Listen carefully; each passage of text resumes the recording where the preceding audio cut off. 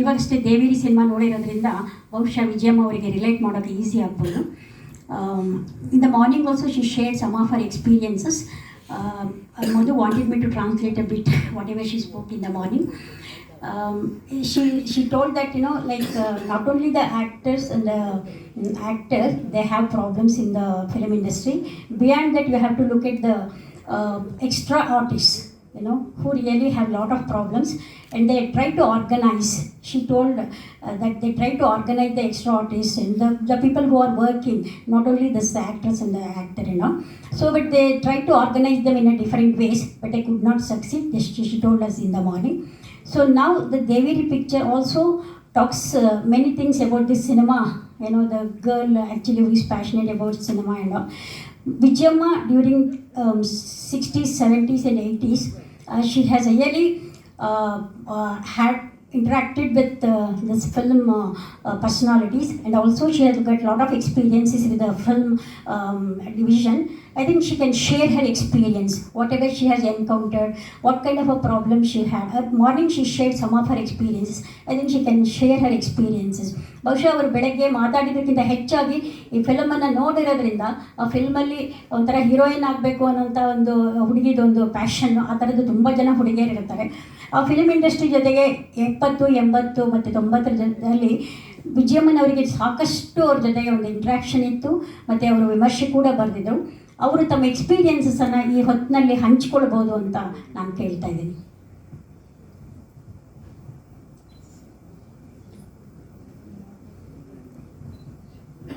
ಇವತ್ತು ನೀವು ನೋಡಿದ ಸಿನಿಮಾ ಒಳ್ಳೆ ಪ್ರಿಂಟ್ ಅಲ್ಲ, ನಿಮಗೆ ಅದು ಸರಿಯಾಗಿ ಒಳಗಡೆ ಹೋಗಿರೋದಿಲ್ಲ ಕೂಡ. ಆದರೆ ಕವಿತಾ ಇದ್ದಿದ್ರೆ ಚೆನ್ನಾಗಿತ್ತು, ಅವರು ಸರಿಯಾಗಿ ಅವರ ಅನುಭವ ಹೇಳೋಕ್ಕೆ ಸಾಧ್ಯ ಇತ್ತು. ಆ ದಿನಗಳಲ್ಲಿ ನಾವೆಲ್ಲ ಹೊರಗಡೆ ಇದ್ದು ಅವರು ಸಿನಿಮಾ ಮಾಡ್ತಿದ್ದಾರೆ, ಒಂದು ಹುಡುಗಿ ಸಿನಿಮಾ ಮಾಡ್ತಿದೆ, ಇದೆಲ್ಲ ನಮಗೆ ಭಾಳ ವಿಶೇಷ ಆಗಿದ್ದಂಥ ದಿನಗಳು. ಈ ಸಿನಿಮಾ ಬಿಡುಗಡೆ ಆದಮೇಲೆ ಭಾಳ ಮುಖ್ಯವಾಗಿ ದೆಹಲಿಯಲ್ಲಿ ಪಾನರಮ ಸೆಲೆಕ್ಷನ್ ಕಮಿಟಿ ಸೇರಿಕೊಂಡು, ಆಗ ನಾನು ಸತ್ಯು ಮೊದಲಾದವರೆಲ್ಲ ಇದ್ವಿ. ಏನು ಮಾಡ್ತಾರೆ, ಸುಮಾರು ಸಿನಿಮಾಗಳು 50-60 ಸಿನಿಮಾ ಇರುತ್ತೆ. ಸೊ ಒಂದು 3-4 ಗ್ರೂಪ್ ಮಾಡಿ, ಆ ಗ್ರೂಪ್ಗಳಿಗೆ ಒಂದೊಂದು ಗ್ರೂಪ್ಗೆ 10, 20 ಸಿನಿಮಾಗಳನ್ನು ನೋಡೋಕ್ಕೆ ಬೇರೆ ಬೇರೆ ಕಡೆಗಳಲ್ಲಿ ಅರೇಂಜ್ ಮಾಡ್ತಾರೆ. ಫೈನಲ್ ಆಗಿ ಬರುವಂಥ ಒಂದು 10-12 ಸಿನಿಮಾನ ಮೇನ್ ಕಮಿಟಿ ಮತ್ತೆ ಕೂತ್ಕೊಂಡು ನೋಡುತ್ತೆ. ಈ ಸಿನಿಮಾನ ಯಾವುದೇ ಕಾರಣಕ್ಕೂ ಸತ್ಯು ಮತ್ತು ಅವ್ರ ಜೊತೆ 1-2-3 ಜನ ಪಂಜಾಬಿಂದ ಬಂದವರು, ಬೇರೆ ಅಸ್ಸಾಮಿಂದ ಬಂದವರು ಇಲ್ಲ ಸೇರಿ 3 ಜನ ಹೆಣ್ಮಕ್ಳು ಸತ್ಯು ಜೊತೆ ಕಮಿಟಿಯಲ್ಲಿದ್ದರು. ಏನು ಮಾಡಿದ್ರು ಸತ್ಯಗೆ ದೇವೇರಿನ ಮುಂದೆ ತರೋಕ್ಕಾಗಲೇ ಇಲ್ಲ, ಅಟ್ಲೀಸ್ಟ್ ಲಿಸ್ಟಿಗೆ ತರೋಕ್ಕೂ ಆಗಲಿಲ್ಲ. ಆ ಹೆಣ್ಮಕ್ಳೆಲ್ಲ ಏನಿದು ಅಕ್ಕ ತಮ್ಮನೇ ಹಿಂಗೆ ಮಾಡೋದು, ಆ ಥರ ಎಲ್ಲ ಮಾತಾಡೋಕ್ಕೆ ಶುರು ಮಾಡಿಬಿಟ್ರು. ಅಂದರೆ ಎಲ್ಲೋ ಒಂದು ಕಡೆ ನಾವೇ ಇನ್ನೂ ಸಿದ್ಧವಾಗಿಲ್ಲದೆ ಇರುವ ಕಾಲ. ಈಗ ನೀವೇನು ಅರ್ಥ ಮಾಡ್ಕೊಳ್ತೀರೋ ಅದನ್ನು ಆ ಸಿನಿಮಾ ಬಂದ ದಿನಗಳಲ್ಲಿ ಹೆಣ್ಮಕ್ಳು ಅರ್ಥ ಮಾಡ್ಕೊಳ್ಳೋಕ್ಕೆ ಇನ್ನೂ ಸಿದ್ಧ ಆಗಿರಲಿಲ್ಲ. ಆಮೇಲೆ ನನಗೆ ಹತ್ರ ಒಂದು ಸತ್ಯ ಹೇಳಿದ್ರು, ಇದನ್ನೇನಾದ್ರು ಮಾಡಿ ಮುಂದೆ ತರಬೇಕು ಅಂತ ಪನ್ನರಾಮಾಗಿ ಬರೆದು ಹೋದರೆ ಹೇಗೆ ಅಂತ. ನಾನು ಅದನ್ನು ರೀಕಾಲ್ ಮಾಡಿದೆ. ಅಂದರೆ ರೀಕಾಲ್ ಮಾಡಿದ್ರೆ ಮತ್ತೆ ಆ ಸಿನಿಮಾನ ನೋಡ್ಬೋದು. ರೀಕಾಲ್ ಮಾಡಿದ್ರು ಕೂಡ ಒಬ್ಬರು ಕೂತ್ಕೊಳ್ಳೇ ಇಲ್ಲ, ಎದ್ದು ಹೋಗ್ಬಿಟ್ರು. ಸಿನಿಮಾ ನೋಡೋದಕ್ಕೆ ಕೂತ್ಕೊಳ್ಳಿಲ್ಲ. ಹೀಗಾಗಿ ಆ ಸಿನಿಮಾ ಪನ್ನರಾಮ ಕೂಡ ಬರೋಕ್ಕಾಗಲಿಲ್ಲ. ಅಂದರೆ ನಾನು ಡೆಲ್ಲಿ ಸಂದರ್ಭದಲ್ಲಿ ಹೇಳ್ತೀನಿ, ರಾಜ್ಯದಲ್ಲಿ ಏನೋ ಅವಾರ್ಡ್ ಬಂದಿರಬೇಕು, ಸ್ಟೇಟ್ ಅವಾರ್ಡ್. ಇದು ಆ ದಿನಗಳಲ್ಲಿ ಇದ್ದಂಥ ವಾತಾವರಣ. ಅವತ್ತಿಗೂ ಇವತ್ತಿಗೂ ನಾವು ಹೋಲಿಸಿದ್ರೆ, ಇವತ್ತೇನಾದರೂ ಇದೇ ದೇವೇರಿ ಸಿನಿಮಾನ ಸರಿಯಾಗಿ ಇನ್ನೊಂದು ಸ್ವಲ್ಪ ಚೆನ್ನಾಗಿ ಡೈರೆಕ್ಟ್ ಮಾಡಿ ತೋರಿಸಿದ್ರೆ ತುಂಬ ಬೇರೆಯಾಗಿ ಆಲೋಚಿಸ್ತಾರೆ ಮತ್ತು ಬೇರೆಯಾಗಿ ಚರ್ಚೆ ಮಾಡ್ತಾರೆ. ಈ ಸಿನಿಮಾನ ಸ್ವೀಕರಿಸುವ ಮನಸ್ಸು ಇವತ್ತು ಹೆಣ್ಮಕ್ಳಿಗಿದೆ. ಅಂದರೆ ಅಷ್ಟರ ಮಟ್ಟಿಗೆ ಈ ಥರದ ಆರ್ಗನೈಸೇಷನ್ಸು ಮತ್ತು ಅವರಿಗೆ ಕೊಟ್ಟ ಎಜುಕೇಷನ್ನು, ಅವರು ಬೆಳೆದ ವಾತಾವರಣ ಬದಲಾವಣೆಯನ್ನು ತಂದಿದೆ ಅನ್ನೋ ದೃಷ್ಟಿಯಿಂದ ನಾವು ಅವತ್ತಿಗೂ ಇವತ್ತಿಗೂ ಕಂಪೇರ್ ಮಾಡ್ಬೋದು. I just translated. That time actually when this Deviri was released, people were not in a mind to receive it properly, you know. And she gave an example that this in Panorama they had this Satyu was there and Dr. Vijayamma was also there. There they could not get it to screen. Nobody came and watched the movie. And the girls who were there with the women who were there with Satyu, they said like they could not. How can the brother and sister, you know, how could they behave like this? They could not receive it, and there was not a proper mind. There was not a proper kind of an atmosphere to receive this film. And she says like if it was done in a different way, probably it would have been a good film today. People would have received it. People do have the mind to receive it today, but not earlier days. That was she felt.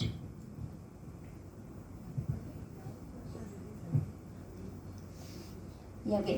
When was released? When it got released? Some 99. ಮತ್ತು ವಿಜಯಮ್ಮ ನೀವು ಅನೇಕ ಒಂದು ಕೃತಿಗಳನ್ನು ಕೂಡ ರಚಿಸಿದ್ರಿ, ಸಿನಿಮಾಕ್ಕೆ ಸಂಬಂಧಪಟ್ಟಂಗೆ ಕೃತಿಗಳನ್ನು ರಚಿಸಿದ್ರಿ. ಅದಕ್ಕೆ ಸಂಬಂಧಪಟ್ಟಂಗೆ ಕಾಂಟ್ರವರ್ಸಿ ಕೂಡ ಆಯಿತು. ಆ ಕಾಂಟ್ರವರ್ಸಿ ಬಗ್ಗೆ ನೀವು ಮಾತಾಡ್ಬೋದಾ? ಅಂದರೆ she actually wrote, she edited A book on film and it was a very she has to face lot of controversy. I just wanted to know whether she could speak about this controversy what she has written about this film. ಈ controversy ಆದಮೇಲೆ ನಾನು cinema ಬಗ್ಗೆ ಎಲ್ಲೂ ಮಾತಾಡೋದಿಲ್ಲ. ಇಲ್ಲೇ ಮೊದಲು ಮತ್ತೆ ಶುರು ಮಾಡಿರೋದು. ಅದು ಮಧು ಅವರ ಒತ್ತಡಕ್ಕೆ ಬಂದೆ ನಾನು. ಅದಾದಮೇಲೆ ಅವತ್ತಿಂದ ಇವತ್ತಿನವರೆಗೆ ನಾನು ಯಾವುದೇ ಟಿ ವಿ ಇಂಟರ್ವ್ಯೂ ಸಹ ಕೊಟ್ಟಿಲ್ಲ. ಆಗಿದ್ದೇನು ಅಂದರೆ ನನಗೆ ತುಂಬ ಮಹತ್ವಾಕಾಂಕ್ಷೆ ಇದ್ದದ್ದು ಕನ್ನಡ ಚಲನಚಿತ್ರ ಇತಿಹಾಸವನ್ನು ಬರಿಬೇಕು ಅಂತ. ತುಂಬ ಶ್ರಮಪಟ್ಟು ಮೂಲೆ ಮೂಲೆಯಲ್ಲಿ ಹುಡುಕಿ ಮಾಹಿತಿ ಅಂತಂದರೆ ಸತಿ ಸುಲೋಚನಾ ಸಿನಿಮಾ ಬಿಡುಗಡೆಯಾದಾಗ ಅದರ ಸೆನ್ಸಾರ್ ಕೂಡ ಎಲ್ಲೆಲ್ಲಿ ಆಯಿತು, ಹೇಗಾಯಿತು ಇಂದ ಮಾಹಿತಿಯನ್ನು ಕಲೆಕ್ಟ್ ಮಾಡಿದ್ದೀವಿ. ಅದರಲ್ಲಿ ಅದು ಸುಮಾರು 2 ವಾಲ್ಯೂಮ್ಸ್ ಬಂತು. 2 ವಾಲ್ಯೂಮ್ಸು ತುಂಬ ಮಾಹಿತಿ ಇರುವಂಥ ವಾಲ್ಯೂಮ್ಸು. ಏನಂದರೆ ನನ್ನ ಜೊತೆಯಲ್ಲಿ ಇನ್ನೂ 2 ಹಿರಿಯರಿದ್ದರು. ಒಬ್ಬರು ಎಂ ಬಿ ಸಿಂಗ್ ಅವರು, ಇನ್ನೊಬ್ಬರು ವಿ ಎನ್ ಸುಬ್ರಾವ್ ಅವರು. ನಾವು 3 ಜನ ಮಾಡಿದ ಕೆಲಸ. ನಮ್ಮ ಜೊತೆಗೆ ಸಹ ಸಂಪಾದಕರಾಗಿ ಒಂದು 5-6 ಜನ ಇದ್ದರು, ಬರೆಯೋರು ಮಾಡೋರು ಎಲ್ಲ. ಅದನ್ನು ಹೇಗೆ ಸಂಪಾದಿಸಿದ್ವಿ ಅನ್ನೋದೇ ಬಹಳ ದೊಡ್ಡ ಸಾಹಸದ ಸಂಗತಿ. ಮತ್ತು ಅದು ಬರೆದಾದ್ಮೇಲೆ ಆ ಲೇಖನಗಳನ್ನು ಓದಿ ಒಪ್ಪಿಗೆ ಪಡ್ಕೊಳ್ಳೋದಕ್ಕೆ 12 ಜನ ಇದ್ದರು. ಗಿರೀಶ್ ಕಾಸರವಳ್ಳಿ, ಸಂತೋಷ್ ಕುಮಾರ್ ಗುಲ್ವಾಡಿ, ವೈಕುಂಠರಾಜು, ಹೀಗೆ ಸುಮಾರು 13 ಜನನ ಈ ಲೇಖನಗಳನ್ನು ಓದಿ ಅಪ್ರೂವ್ ಮಾಡೋದಕ್ಕೆ ಕೂಡ ಇಟ್ಕೊಂಡಿದ್ವಿ.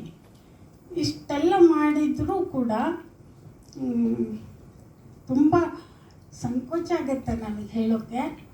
ನಾನು ಮತ್ತು ವಿ ಎನ್ ಸುಬ್ರಾವ್ ಬ್ರಾಹ್ಮಣರು ಅನ್ನೋದು ಬಹಳ ದೊಡ್ಡ ಮಹತ್ವದ ಸಂಗತಿಯಾಗಿ ಅದರಲ್ಲಿ ಎಲ್ಲೋ 1-2-3 ಕಡೆ ರಾಜ್ಕುಮಾರ್ ಅವರ ಬಗ್ಗೆ ಬಂದಿರುವ ಮಾಹಿತಿ ಅವರನ್ನು ಸರಿಯಾಗಿ ಚಿತ್ರಿಸಿಲ್ಲ ಅಂಥೇಳಿ ತುಂಬ ಬಹಳ ವಾಗ್ವಾದಗಳು ನಡೀತು.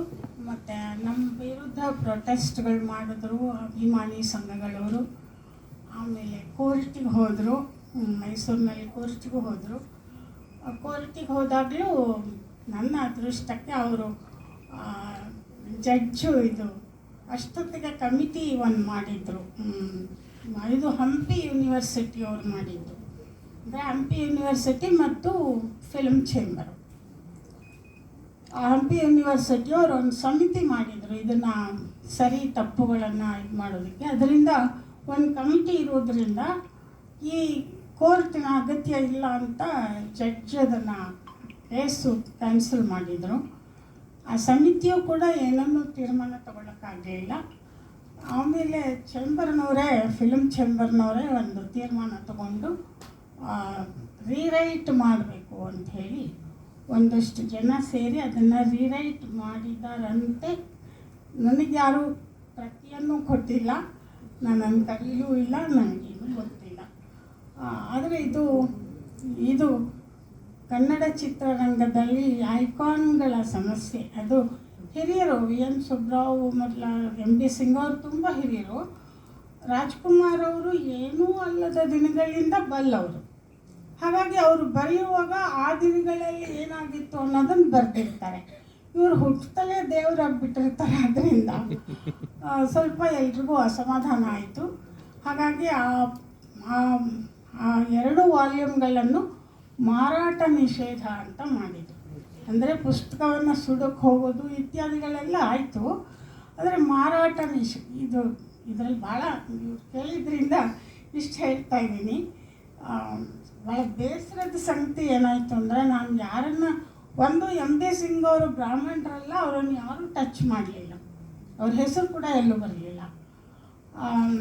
VN ಸುಬ್ರಾವ್ ಅವರು ಯಾವುದೋ ಒಂದು ಸಂದರ್ಭದಲ್ಲಿ ಒಂದು apology letter ಬರ್ಕೊಟ್ಬಿಟ್ರು.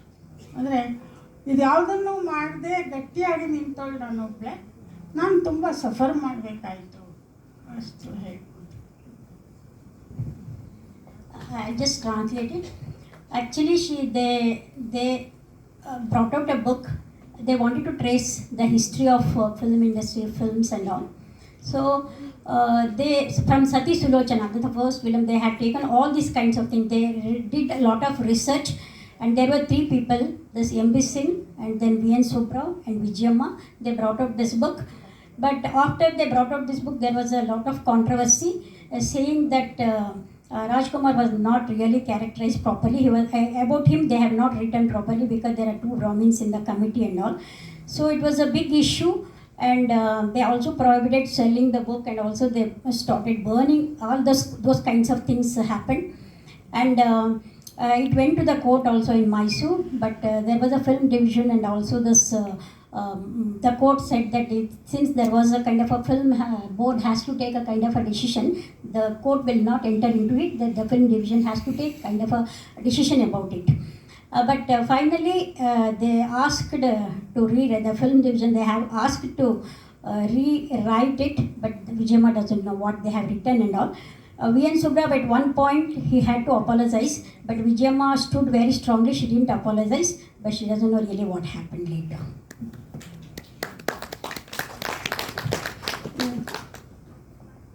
Yeah.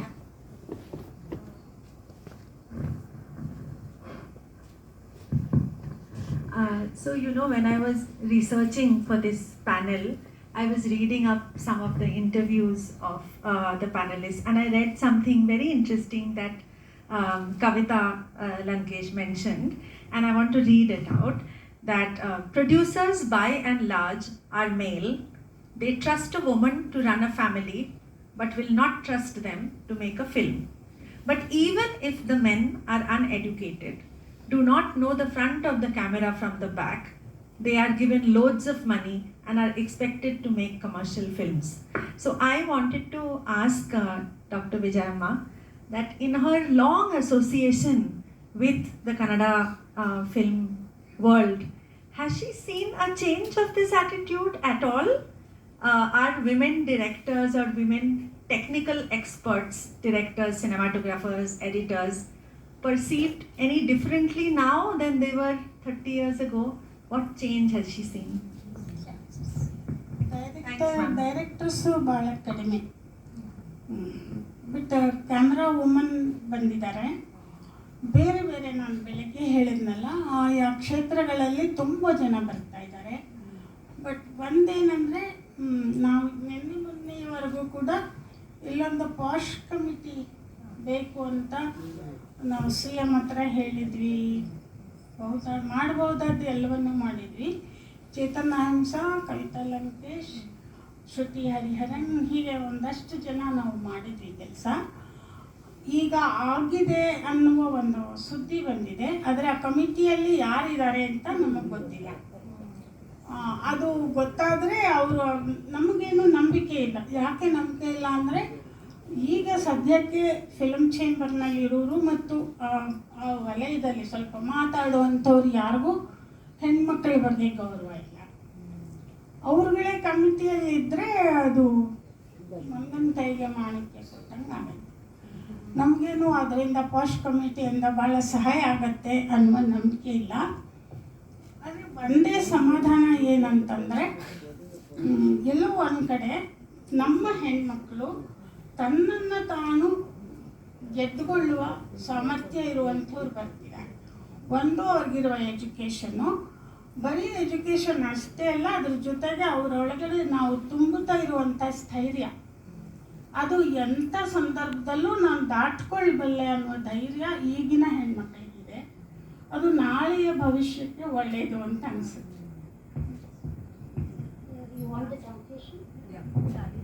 Yeah.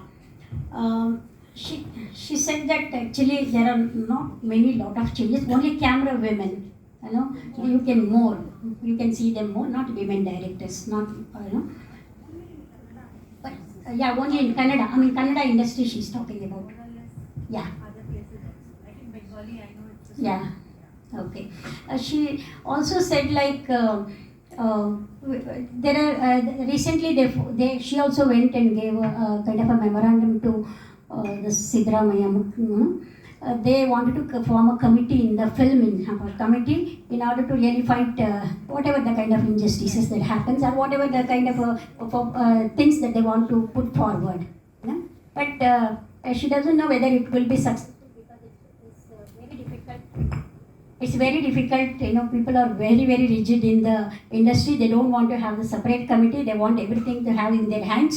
So it will be very difficult for women, but she doesn't know whether it is formed or not. So even if it comes also, nobody knows that whether it is going to be a successful kind of thing. But now women have actually, the youngsters have really have kind of a lot of confidence. They really know how to really work with the thing. That's a good kind of a, you know, trend where they will have a lot of confidence, where they will really come up and have a lot of strategies in their kind of approaches and all. So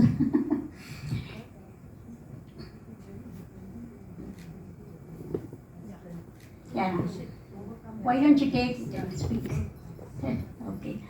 And one more question with Gemma, like lots of actors you have been very close to and you have seen their tragic lives.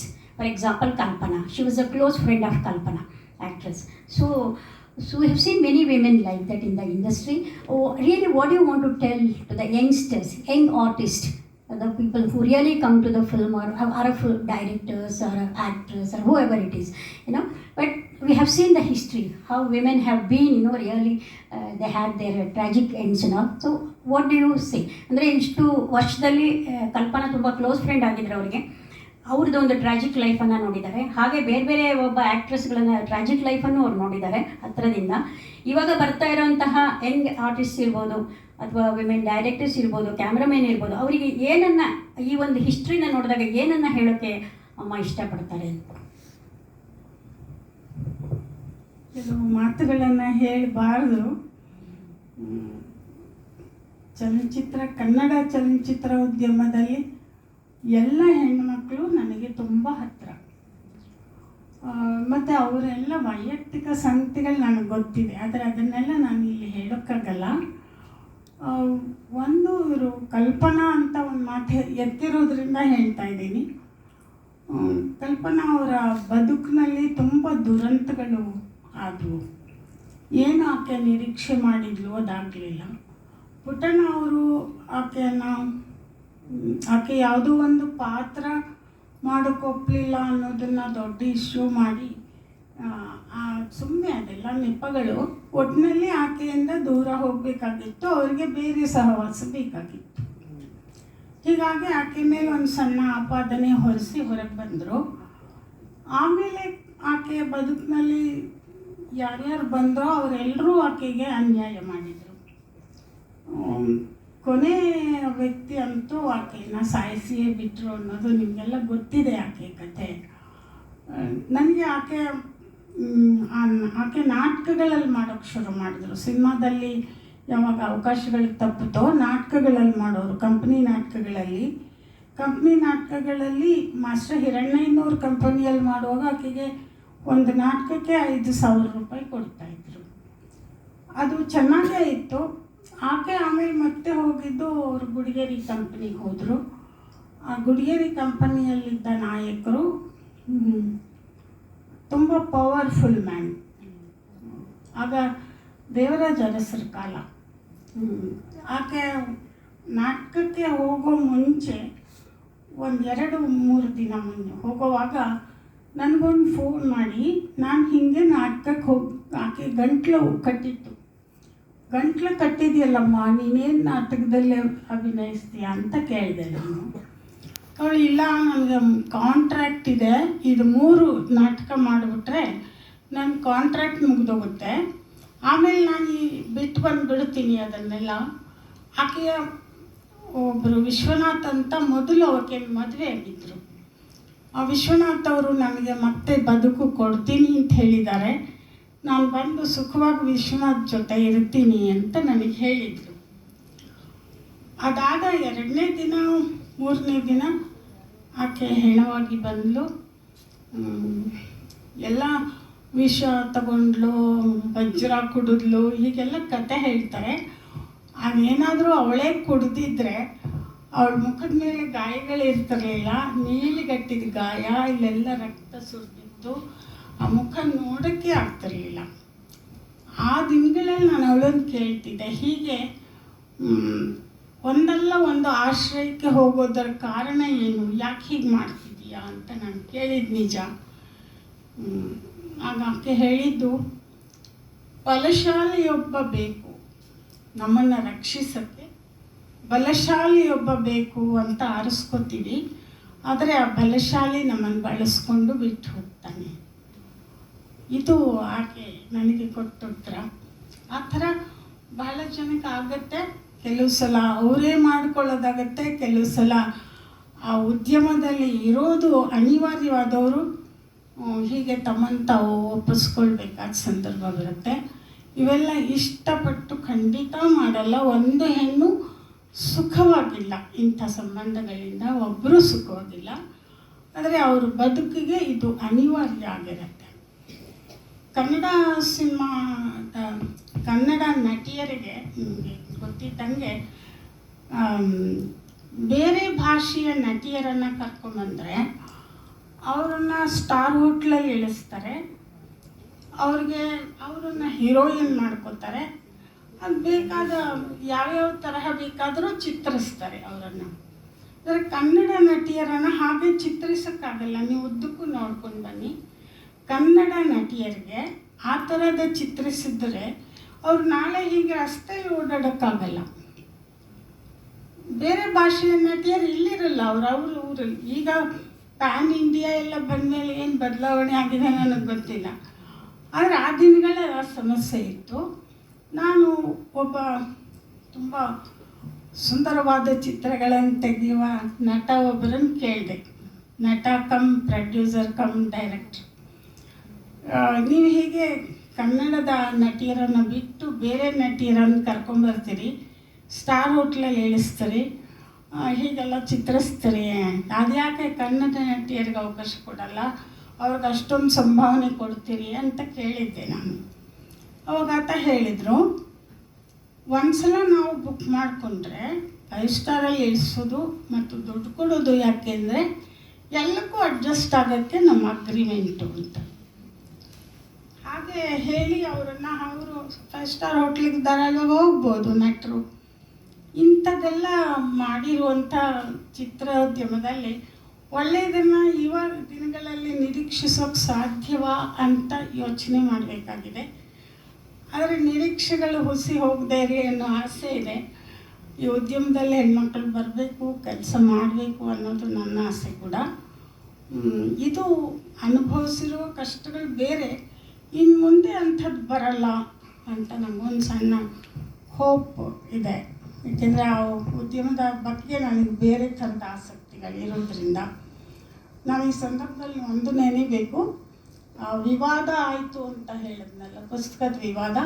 ಆ ಸಂದರ್ಭದಲ್ಲಿ ನಮ್ಮ ಸಮಾಲೋಚಕರಲ್ಲಿ ಒಬ್ಬರಾಗಿದ್ದ ಗಿರೀಶ್ ಕಾಸರವಳ್ಳಿಯವರು ಉದ್ದಕ್ಕೂ ನನ್ನ ಜೊತೆ ನಿಂತರು.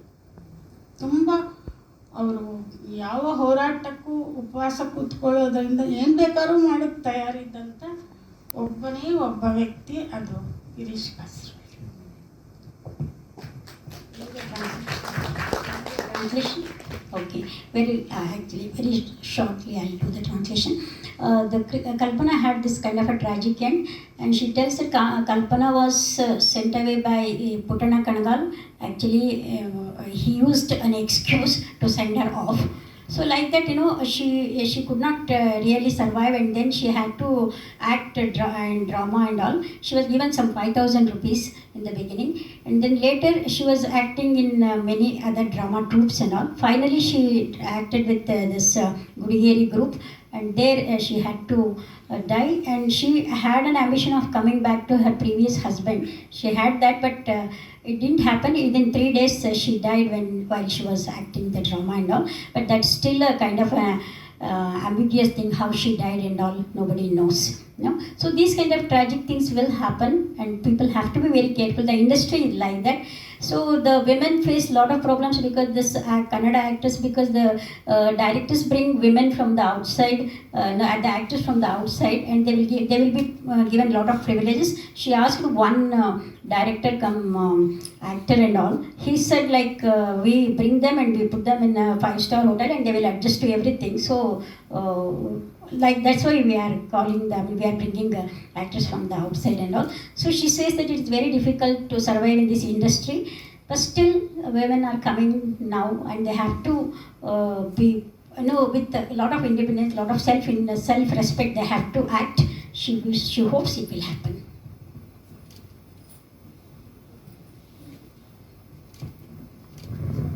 ಏನಾರು ಹೇಳಕ್ಕಿದೆಯಮ್ಮ ನಿಮ್ಗೇನಾದ್ರು? I'll actually continue from what you just mentioned, what Vijayamma talked about, that more and more women are coming into the industry. So, also women are collectivizing, which is very interesting now. And there are maybe many more, but 3 that I know of. One is, I was hoping Fauzia will be on this panel because she started a collective of the Indian Women Cinematographers Collective. Bina Paul and her and actors, directors from Kerala film industry, Women in Film Collective, Women in Cinema Collective. And very recently in Kolkata, there is a group that has formed to look at specifically sexual harassment and workplace misdemeanors for screen. It's like a screen guild, so both cinema and television. So all the 3 are happening, and Telangana as well. So Deepa, actually I was wondering, so there are 2 ends to this. That while there are so many exciting new ways in which women are collectivizing, the power dynamics remain more or less the same. And so there is also a lot of cynicism that what will happen, how far can we push, because the first set of women who formed these are also facing the backlash from the industry. So I just wanted to understand, with so many years of your working sort of, in and outside the industry in many ways, connected, and yet as a documentary filmmaker, you have a step outside. What do you think? How does the future look like? It's going to be a long fight, we can't say. For me, actually, the fact that the Women's Cinema Collective worked for 5 years to bring the HEMA committee report, to push for its publication, to push for it being registered, was a big victory. Okay, the thing is that given that the industry is still so controlled by men, for me, we always talk about directors, but I think we should talk about producers. Because where is the money? Who is actually really pulling all the strings, right? Yes. So I think it's going to be a fight, a long fight. But I would say that definitely the industry has been shaken up.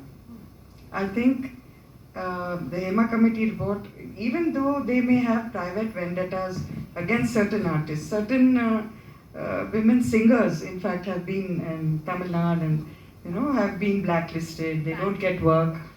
They will do all these things, but in a sense, I feel there is a shift. See, the other thing is, look at the women who are coming into the industry now. As Vijayamma said, they are much better educated, right? They have also grown up. For example, why did it start in Kerala? I feel the fact of that there is a left environment, there is an environment of unionizing. There was. I mean, though they have come out of The left environment itself is also terribly patriarchal, of course, but still there is a culture of at least speaking up, that thing, right? Now, if you look at what happened, so I think in different states it's different.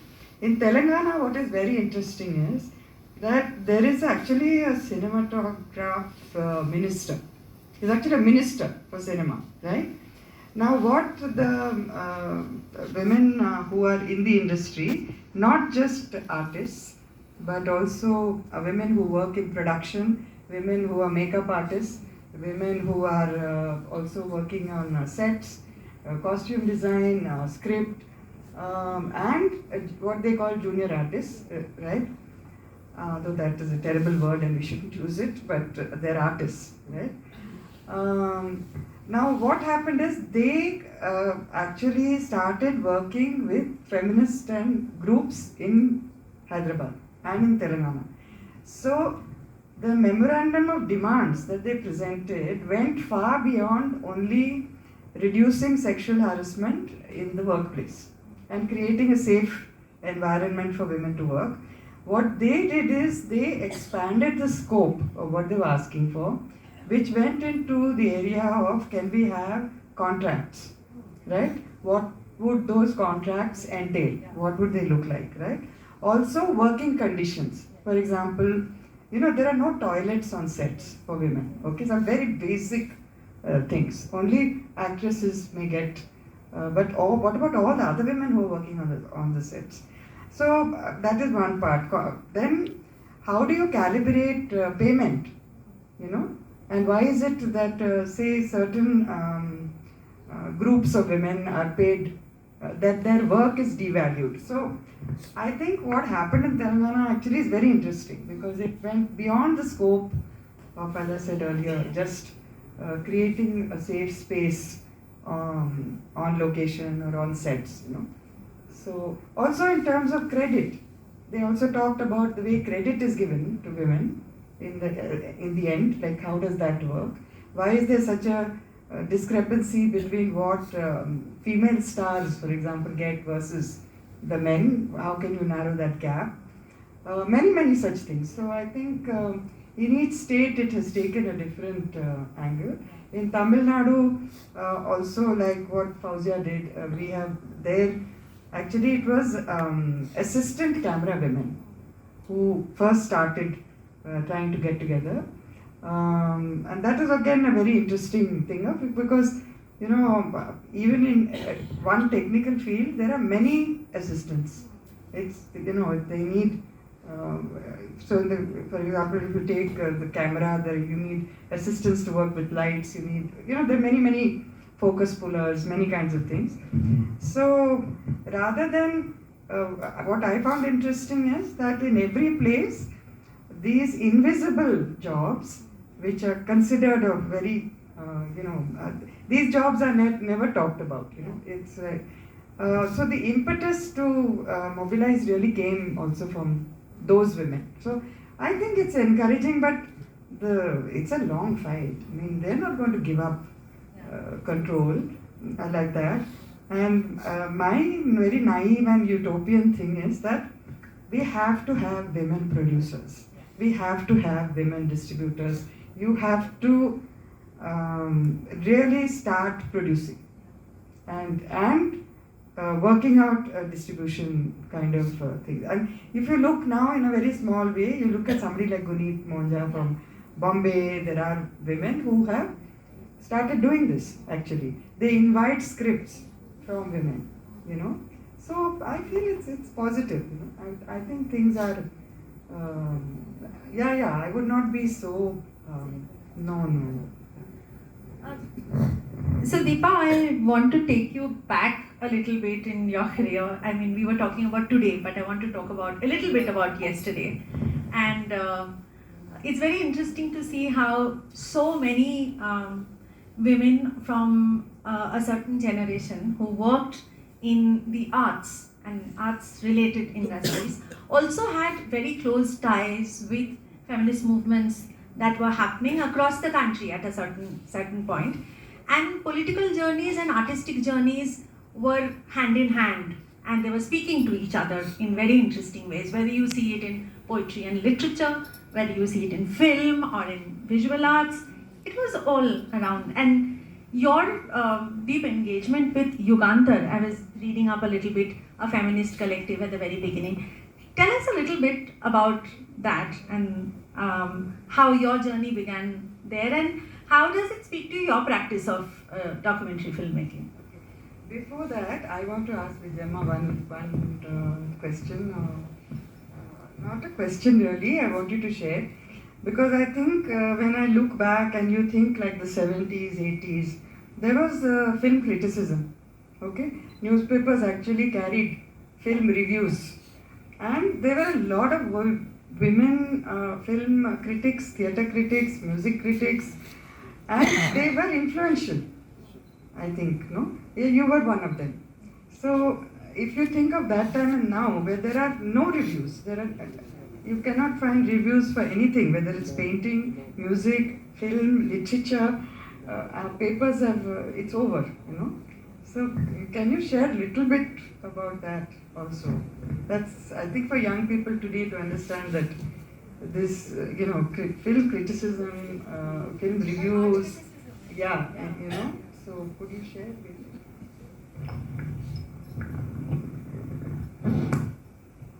ನನಗನ್ಸುತ್ತೆ film criticism ಇತ್ತು ಅಂತ ಹೇಳ್ತೀವಿ, ಆದರೆ ಅದನ್ನು ನಾನು ನನ್ನ ಪ್ರಕಾರ criticism ಅಂತ ಒಪ್ಕೊಳ್ಳಲ್ಲ. ಯಾಕೆ ಅಂತಂದರೆ ನಮಗೆ ಇದ್ದ ಬ್ಯಾಕ್ಗ್ರೌಂಡು ಲಿಟ್ರೇಚರ್.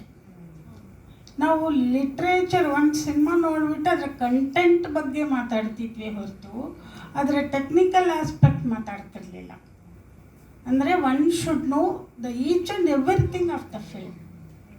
ನನಗೆ ಇವಾಗ ನಾನು ಈಗ ನೋಡ್ತಾ ಇದ್ದರೆ ದೇವಿರಿ ಸೌಂಡ್ ಡಿಸೈನ್ ನನಗೆ ತುಂಬ ಇಷ್ಟ ಆಯಿತು.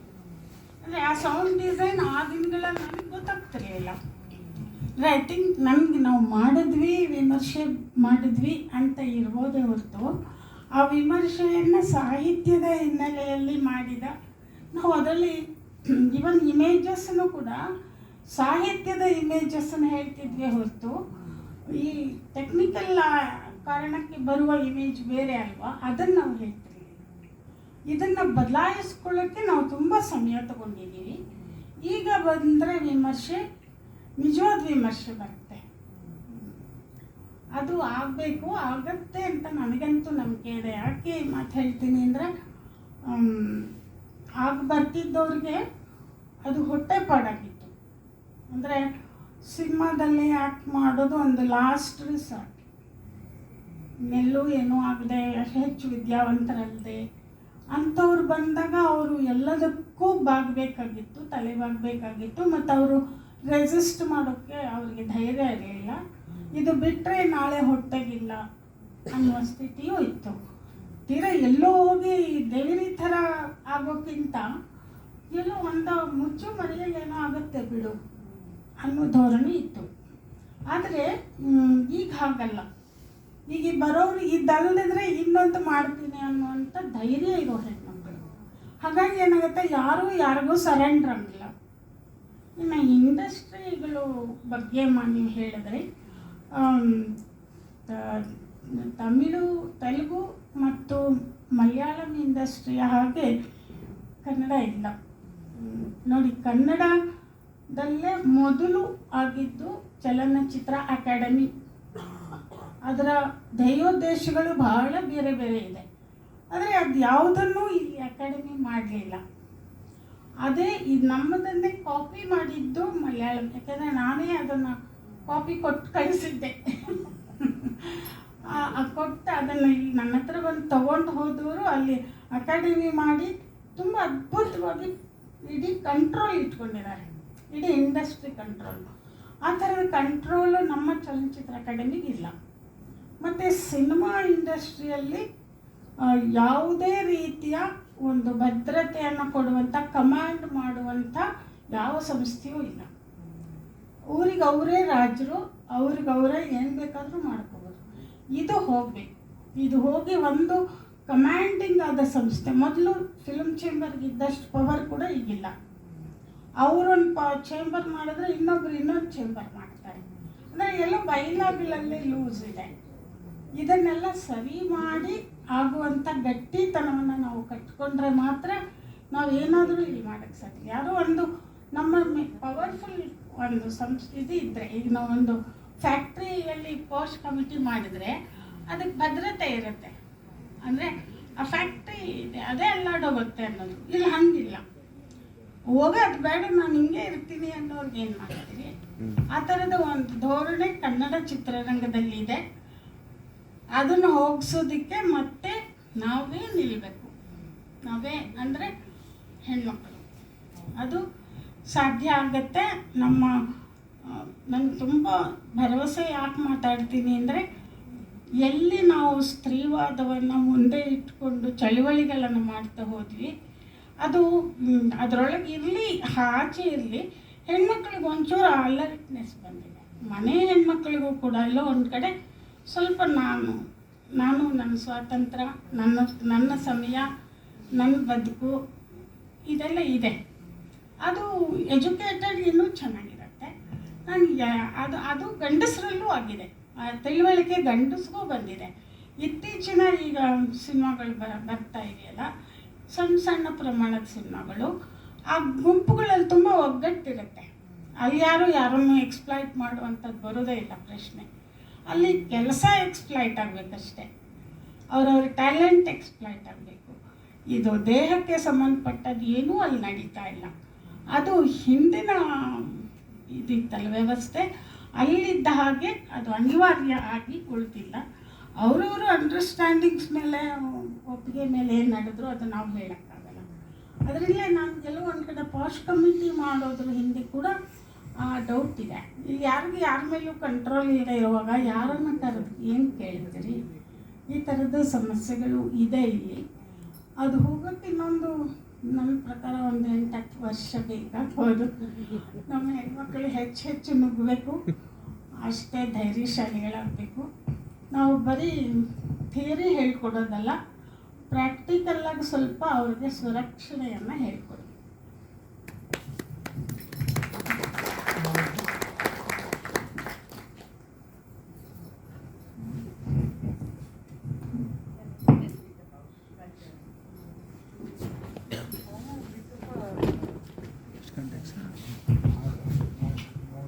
Actually, so I'm a bit of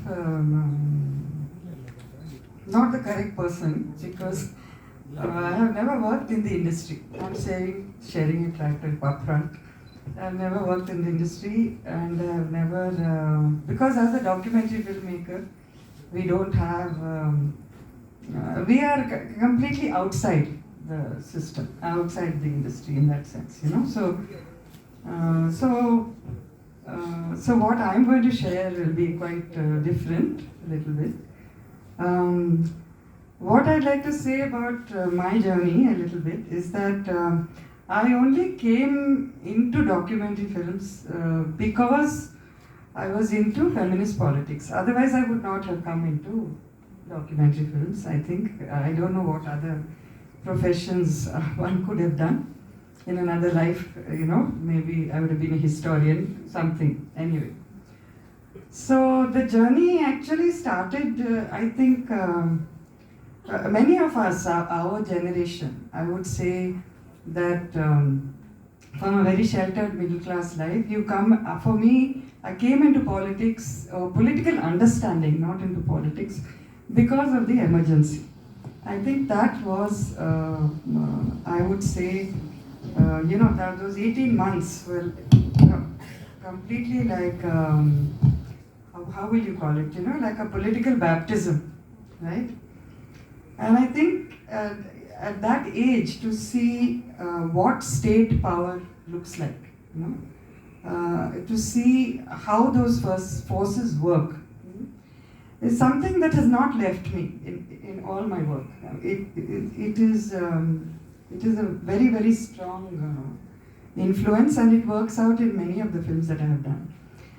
But what happened at that time, like I think post emergency, and was that you saw in the country, and all of you are sitting here, Madhu is here, Shampa is here, many of you are here, Shakun, that there was a period, you know, where actually in the late 70s, early 80s, we saw what we now call the autonomous women's movement, or what is the independent women's movement, however you would like to describe it.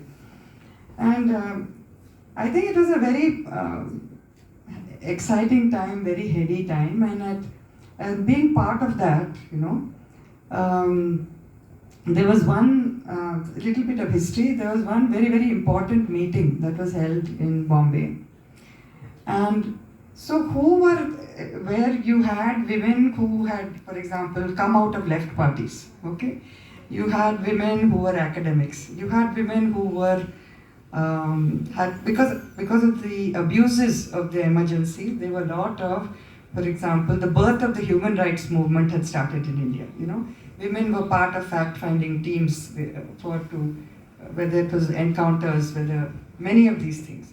So this kind of group, and there were women who were, they were Gandhians, they were all political description, you know. Gandhians also were there, Lowiites were also there, there were people from ML movement, Marxists, people also who were part of anti-caste struggles from Maharashtra. And I think at that meeting, there was a group that had come from Pune, and they were domestic workers who had decided to organize themselves into a union. It was a very spontaneous mobilization, and they had come. And I think just listening to them and listening to the possibility, the radical possibility of what they had done, you know. So this idea was born that why don't we make films on these movements? The very simple objective. You make a film on the movement and you take the film to other groups of women who would want to organize or not organize, but at least start a discussion. Okay? That was a very modest objective. That's how we began. So we started what we called the first, it was the first feminist film collective actually. It was something else, the story. So this forming, so Yugantar was this collective. We made 4 films, one of them on the Domestic Workers Union, one on Tobacco Workers Union, again women, one film on Chipko Activist, that's the film we're going to see today, and a film which is a sort of fiction film, but looking at the family, and looking at women's role in the family, and looking at, you know, more of a interior film as to her loneliness, what she faces in the family, apart from what the pressures of husband, work, in-laws, the food. These were the films. Now, what I'd like to talk about, that was lasted from 1980 to 83. But what did I learn from there? Is there going to be a next question? I just keep going. Okay, I'll get through this. So what did I learn from there that stayed with me, I would say, in all my work, okay? Now I will read because it's easier for me to read.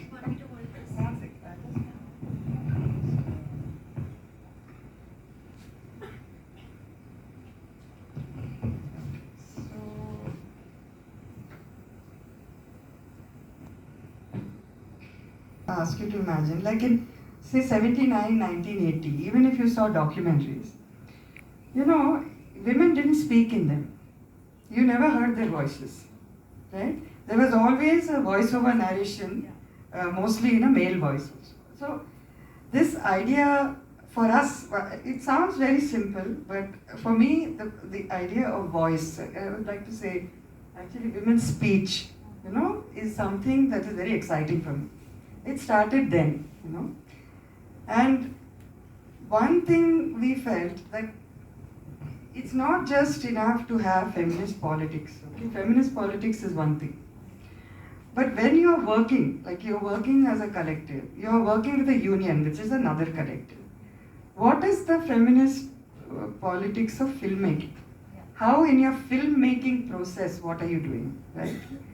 Okay, it can't just be that the content of the film is feminist. Correct.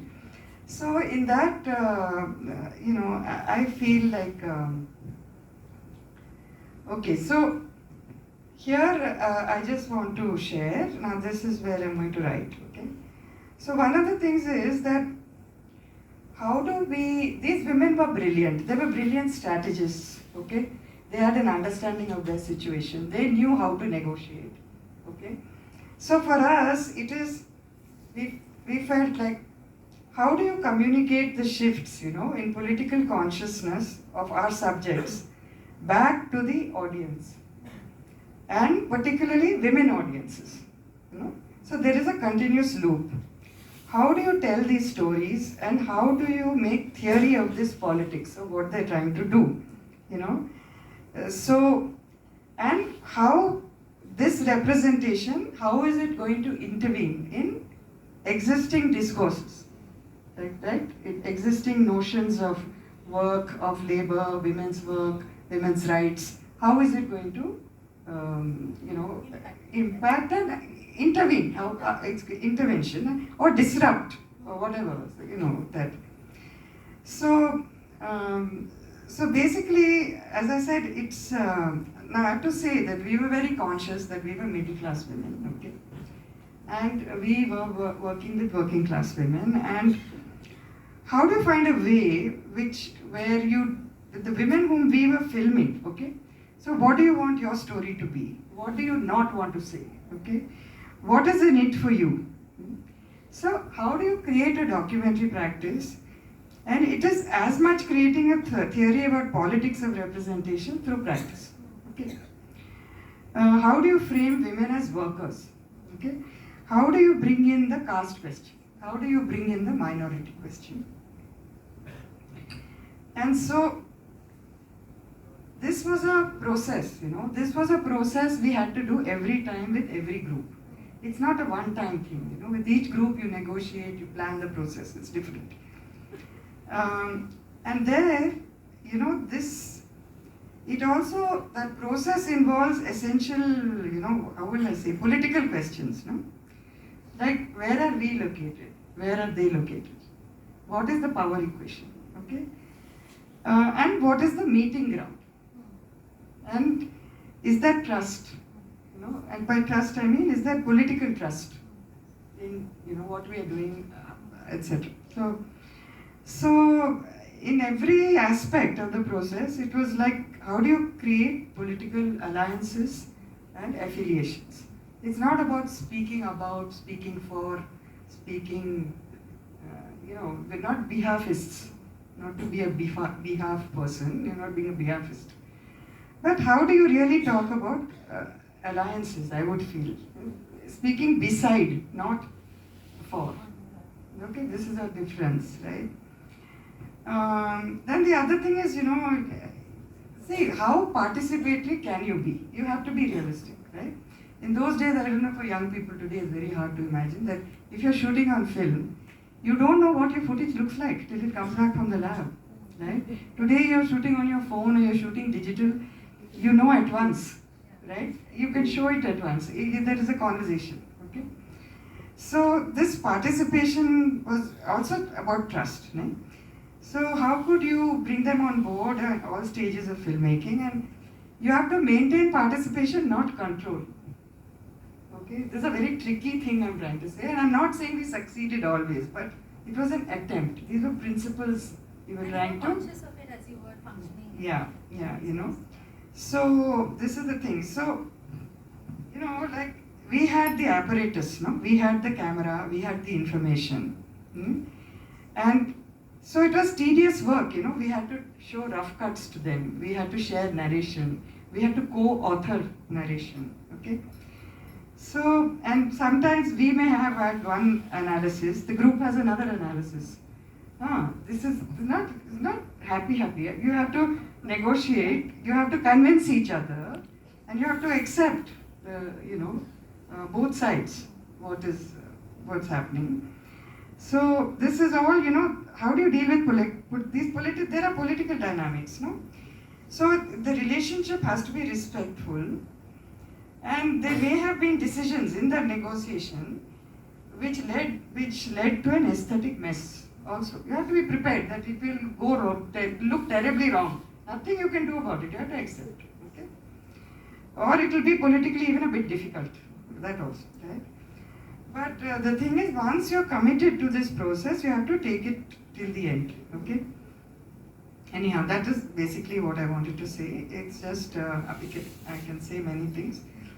But, okay, so but the basic thing is, we wanted to demonstrate the power of a women's radical collective group. We had to show how it was generated in the speaking group, In our films, we didn't single out an individual woman. It was not a story of one character, one woman who's, very feminist, working class heroine. No. It was about the group, always about the group, right? So this is where I feel, this is where I would place voice of the collective group, okay? The speaking group, I call it actually, right? And I have to tell you a joke that when Navroz, my cinematographer and husband used to always say, in Deepa's films, there will always be a scene where there is women sitting on the floor in a circle and talking. And I can get a PhD in shooting women sitting on the floor and talking. Now, it's just a joke, but I'm just saying, right? So, yeah, but I would just say that, and I think that it's not that, also to say, this is not such an easy process, right? So we also had our challenges, we also had our shortcomings, that you can see that what is your political understanding at the time? Our understanding was women as workers, So we excluded everything else, right? Their caste position, whether they were Muslim women. A simple thing, that women were telling us very complicated stories of being of Devdasi customs, what they were facing. Muslim women telling us how, they don't mind putting up with domestic violence so that they can be outside, right? Or the demand Devdasi women were making to end all upper caste privileges, And sexual claims were only one of them. For them, a very big demand was dignity and respect, in the workplace, right? So this, many of these things, those are the limitations of your political understanding at that time, whatever they are, right? But it is a journey, I feel, and I have to say that, I must say that in those 4 years, we screened them in hundreds of places, in many languages. We had dubs and things, so that worked very well,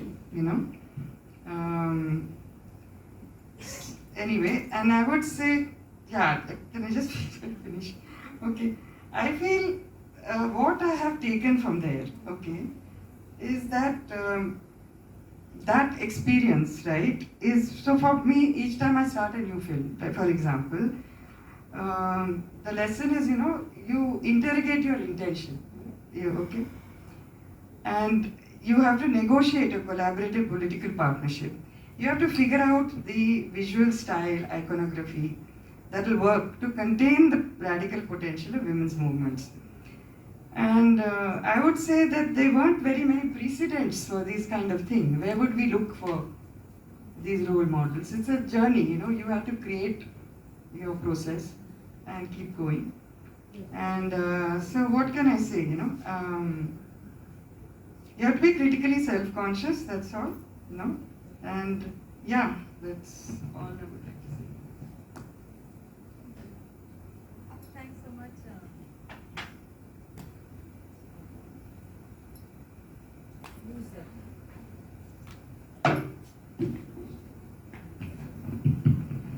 Thanks so much.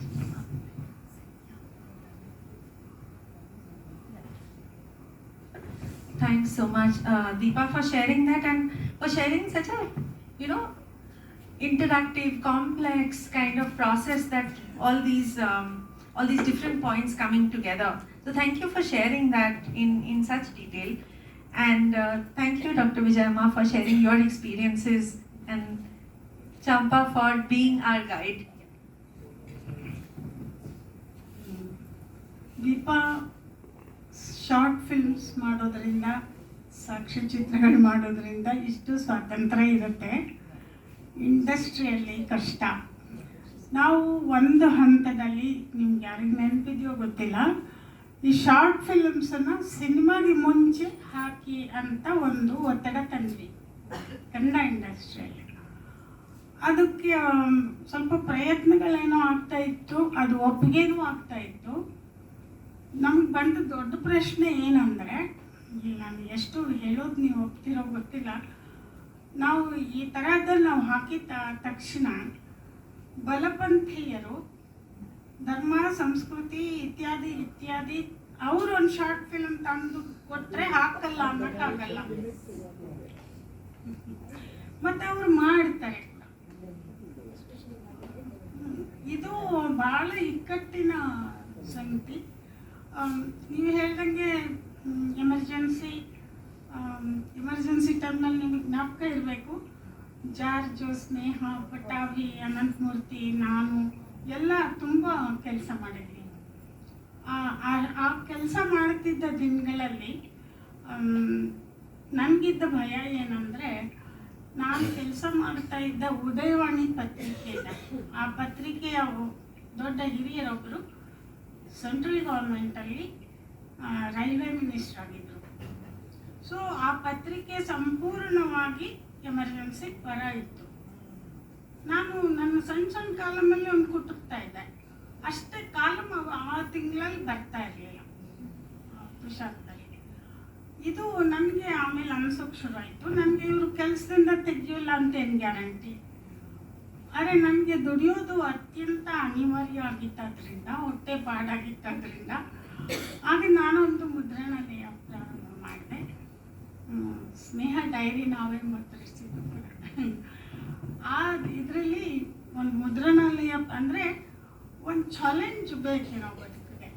ನಾನು ಇದೊಂದನ್ನೇ ನೆಚ್ಕೊಳ್ತೀನಿ ಅಂತ ಇದ್ದಿದ್ರೆ ಕಷ್ಟ ಆಗ್ತಿತ್ತು. ಇದು ಇಲ್ಲದೆ ಹೋದರೆ ಇನ್ನೊಂದನ್ನು ನಾನು ಮಾಡ್ತೀನಿ ಅನ್ನೋದು ಹೆಣ್ಮಕ್ಳಿಗೆ ಬರ್ತೀನಿ. ಅದು ಬರದೆ ಹೋದರೆ ಕಷ್ಟ ಆಗುತ್ತೆ. ಇಲ್ಲಿ ಏಟ್ ಬಿತ್ತ ಇದಕ್ಕೆ ಪರ್ಯಾಯವಾಗಿ ಇನ್ನೊಂದು ಮಾಡ್ತೀನಿ, ಅಲ್ಲಿ ನಾನು ನಂದೇ ಕೆಲಸ ಮಾಡ್ತೀನಿ. ಅದ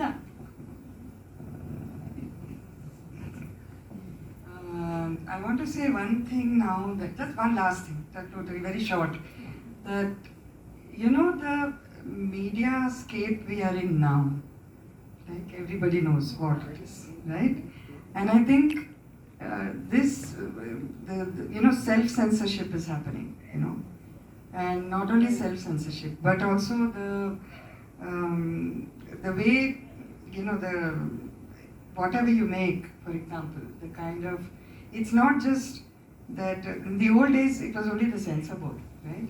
Now it is online trolls, offline trolls, you know, the legal system. I mean, just look at the challenges, and I feel there it's interesting now that now we have something in common with industry, that documentary filmmakers and commercial cinema are both being treated alike in terms of content that is considered politically problematic, right? And we have to fight, we have to resist, but this is the story now.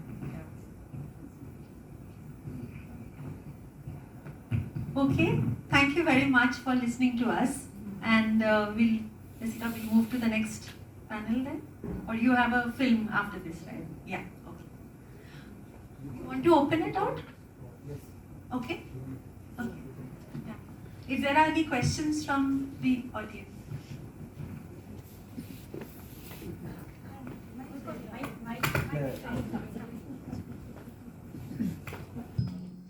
Artificial intelligence is encroaching everywhere. Artificial intelligence. So how do you use the future in the world of cinema, technology, women's involvement, etc. How artificial intelligence is going to play the role? That is my question. What will be the relationship? What will be the relationship of human common sense and natural intelligence of human beings? How do you see the whole thing?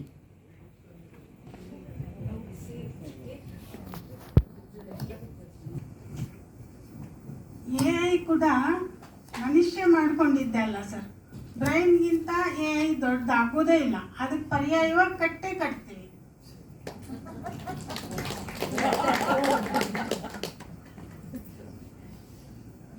Yeah, thank you everyone.